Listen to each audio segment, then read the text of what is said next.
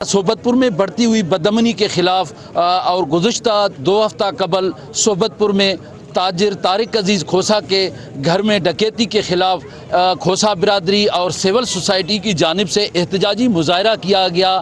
آئیے مظاہرین D C چوک کے پر دھرنا دیے ہوئے ہیں، ان سے پوچھتے ہیں ان لوگوں کا مطالبات کیا ہیں۔ جیسا کہ آپ دیکھ رہے ہیں کہ صبح سے ہم نے یہاں پہ دھرنا دیا ہوا ہے کیونکہ طارق کھوسوں کی چوری ہوئی تھی، اس کو 1 ہفتہ ہو گیا ہے۔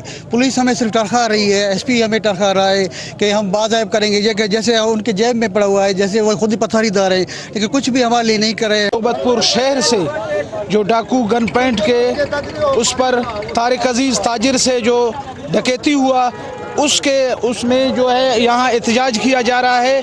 ہم پولیس انتظامیہ سے مطالبہ کرتے ہیں کہ فوراً ان ڈاکوؤں کو پکڑا جائے اور شہریوں کو امن امان سے رہنے دیا جائے، نہیں تو یہاں حالات خراب ہو جائیں گے۔ صحبت پور بدامنی کا گڑھ بن چکا ہے، آئے دن چوری ڈکیتی ہوتی ہے، یہاں تو کوئی بھی شہری محفوظ نہیں ہے۔ طارق عزیز کھوسا کے گھر کی ڈکیتی کو تقریباً 2 ہفتے ہو گئے ہیں، لیکن طفل تسلیاں دے رہی ہے پولیس انتظامیہ۔ مطالبہ کرتے ہیں، یہ عوام کے ساتھ ظلم ہے، عوام کے ساتھ اتنا ظلم ہے، رات کو عوام کے ساتھ وہ کسی کا گھر محفوظ نہیں ہے، پیسے نکال کر گھر سے گن پوائنٹ پر لے جاتے ہیں۔ یہ حالت ہے ضلع صحبت پور میں۔ جی، احتجاجی مظاہرین نے وزیر اعلیٰ بلوچستان عبدالقدوس پزنجو، آئی جی بلوچستان اور دیگر اعلیٰ عملداروں سے مطالبہ کرتے ہوئے کہا ہے کہ ضلع صحبت پور میں بڑھتی ہوئی بدامنی کا فوری طور پر نوٹس لے کر جو